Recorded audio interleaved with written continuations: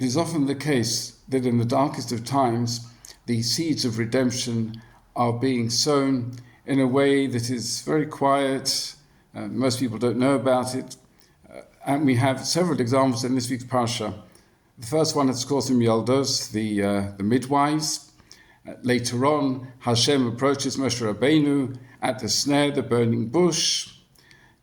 But in between, we have this.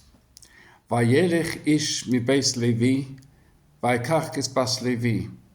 Just after the worst of decrees that the male children are to be thrown into the Nile, we have this anonymous man marrying an anonymous lady.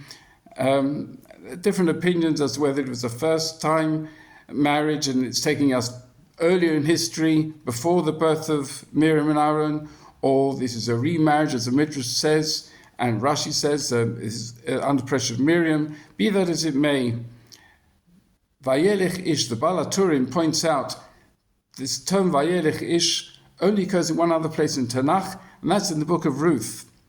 And both of them are the forerunner of the ultimate Goel. So Moshe Rabbeinu, who was to redeem us from Egypt, was so his birth came from this Vayelech Ish, and Vayelech Ish was Elimelech leaving the fold, but as a result of his actions, not intended, is that Ruth married Boaz, and of course they had Oved, led to David HaMelech, and ultimately to Melech HaMoshiach.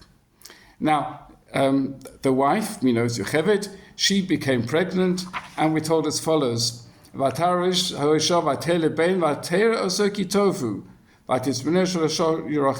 So she became pregnant, she gave birth, she saw that he was good. Rashi says the whole house was filled with light.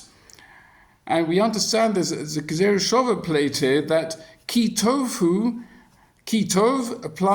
comes from the first paragraph in the Torah, the creation of light.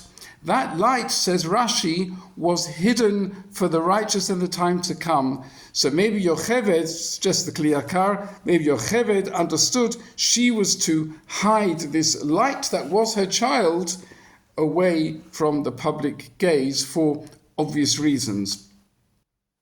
But she also understood another hint from this light.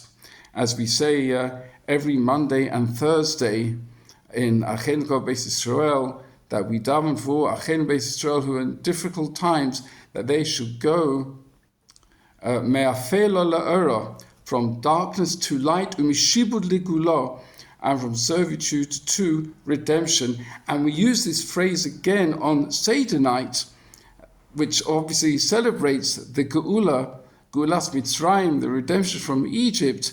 And there we say me'afela la'or gadol, from darkness to great light. And just as Moshe Rabbeinu was the one born in this week's Parsha, and we mentioned Oved, forerunner of Melech HaMoshiach in Megillas Ruth, so we're now waiting for the letter.